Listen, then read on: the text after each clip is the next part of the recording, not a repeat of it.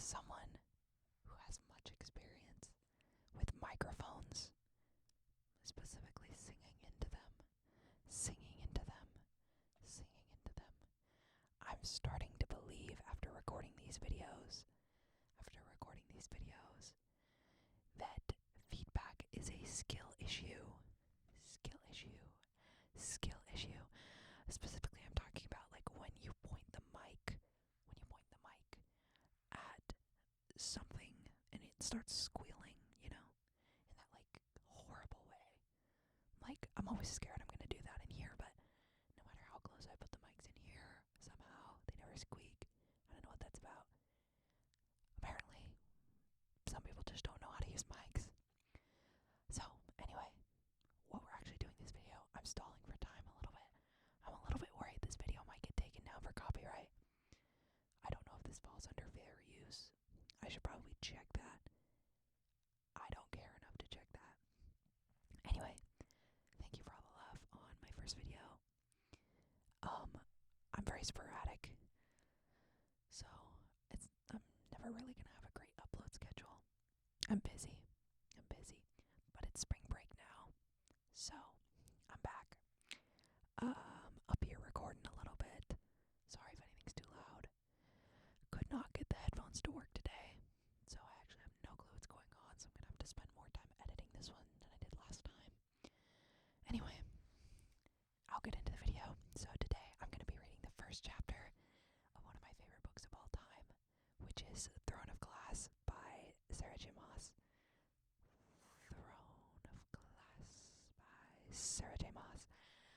I'm not going to be doing all of the like echoey ASMR things that I try to do normally.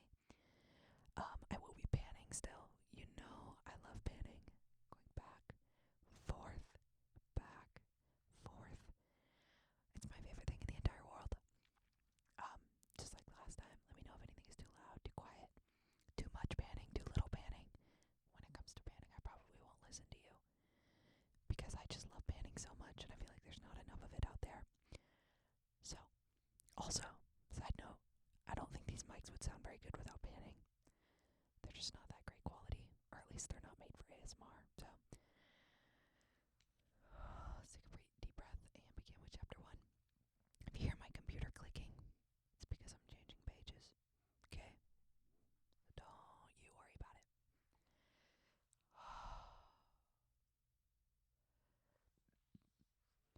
After a year of slavery in the salt mines of Endovir, Selena Sardothian was accustomed to being escorted everywhere in shackles and at sword point. Most of the thousands of slaves in Endovir received similar treatment, though an extra half-dozen guards always walked Selena to and from the mines. That was expected by Adarlan's most notorious assassin.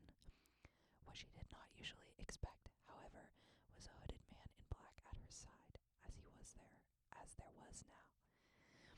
He gripped her arm as he led her through the shining building in which most of Endovir's officials and overseers were housed. They strode down the corridors, up flights of stairs, and around until she hadn't the slightest chance of finding her way out again. At least, that was her escort's intention, because she had failed to notice when they went up and down the same staircase within a matter of minutes. Nor had she missed when they zigzagged between levels, even though the building was a standard grid of hallways and stairwells. As if she'd lose her bearings that easily. She might have been insulted if he wasn't trying so hard. They entered a particularly long hallway, silent save for their footsteps. Though the man grasping her arms was tall and fit, she could see nothing of the features concealed beneath his hood. Another tactic meant to confuse and intimidate her. The black clothes were probably a part of it too. His head shifted in her direction, and Selena flashed him a grin. He looked forward again, his iron grip tightening. It was flattering, she supposed, even if she didn't know what was happening, or why he'd been waiting for her outside the mine shaft. After a day of cleaving rock salt from the innards of the mountain, finding him standing there with 6 guards hadn't improved her mood. But her ears had pricked up when he'd introduced himself to her as Overseer Jowl. That's not his name, I'm so sorry. I'm so used to reading it like that. But her ears had pricked up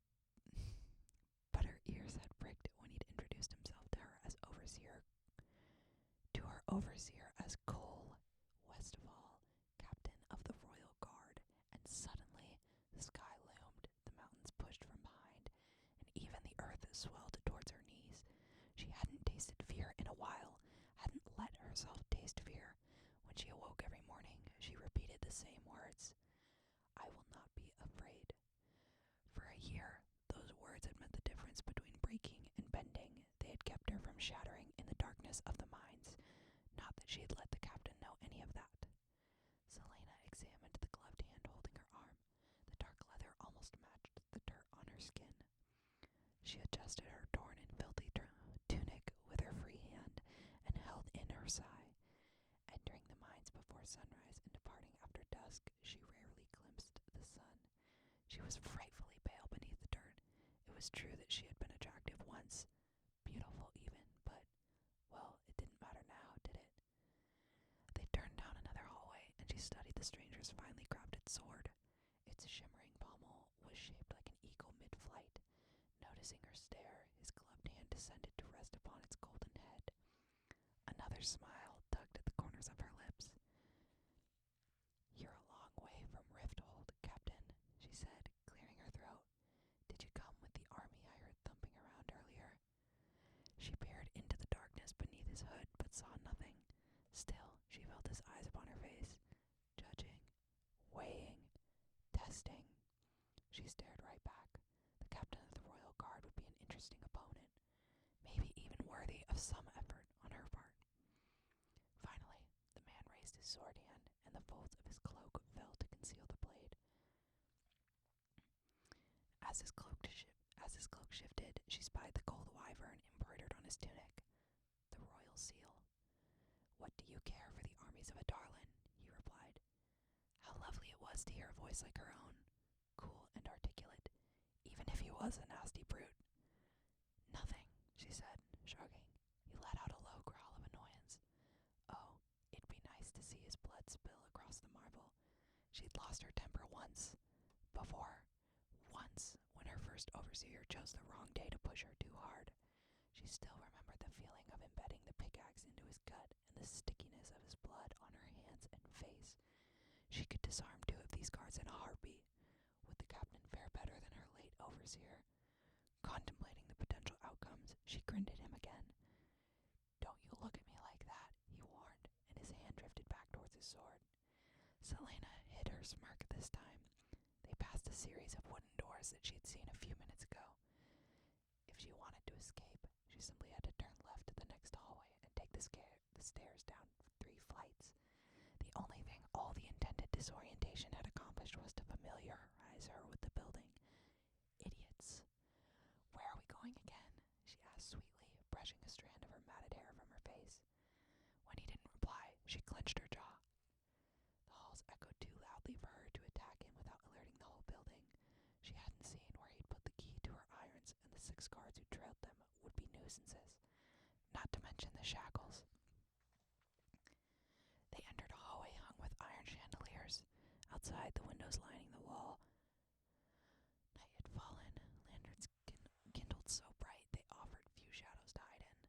From the courtyard, she could hear the other slaves shoveling toward the wooden building while they slept. The moans of agony among the clank of chains made a chorus as familiar as the dreary work songs they sang all day. The occasional solo of the whip added to the symphony of brutality Adarlan had created for its greatest criminals, poorest citizens, and latest conquests. While some of the prisoners were people accused of attempting to practice magic, not that they could, given that magic had vanished from the kingdom, these days more and more rebels arrived at Endovir. Most were from Illinois, one of the last countries still fighting Adarlan's rule. But when she pestered them for news, many just stared at her with empty eyes. Already broken, she shuddered to consider what they'd endured at the hands of Adarlan's forces. Some days she wondered if they would have been better off dying on the butcher blocks instead, and if she might have been better off dying that night she'd been betrayed and captured too. But she had other things to think about as they continued their walk. Was she finally to be hanged? Sickness coiled in her stomach. She was important enough to warrant an execution from the captain of the Royal Guard himself. But why bring her inside this building they stopped before a set of red and gold glass doors so thick she couldn't see through them. Captain Westfall jerked his chin at the two guards standing on either side of the doors, and they stomped their spears in greeting. The captain's grip tightened until it hurt. He yanked Selena closer, but her feet seemed made of lead, and she pulled against him. "You'd rather stay in the mines?" he asked, sounding faintly amused.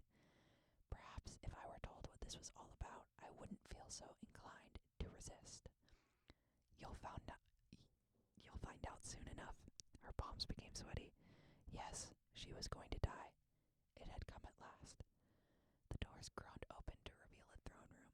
A glass chandelier shaped like a grapevine occupied most of the ceiling, spitting seeds of diamond fire onto the windows along the far side of the room. Compared to the bleakness outside those windows, the opulence felt like a slap to the face, a reminder of how much they profited from her labor.